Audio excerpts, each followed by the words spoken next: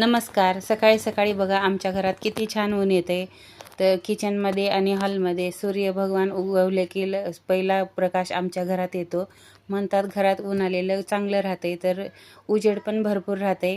मग पारसे सगळे झाडलोटाचे कामं झालं की आंघोळ झाली, मग पहिले पाहिजे चहा.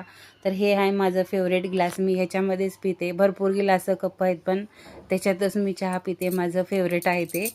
आणि त्याच्यानंतर चहा पाहिजे पहिले, मग त्याच्यानंतर चहा झाली, देवपूजाची सुरुवात. मग देवपूजा केली.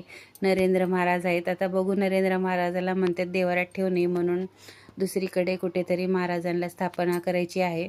त्याच्यानंतर देवपूजा झाली. मग सुनबाई म्हटली मम्मी मी स्वयंपाक करते, तुम्ही जावा क्लासला वगैरे. मग माझ्याकडे क्लास शिकायला, टेलरिंग क्लास शिकायला बाया येतात, त्यांना क्लास शिकवते. यूट्यूबमध्ये बी क्लास शिकवते, त्याचे व्हिडिओ शूट करायला लागतात.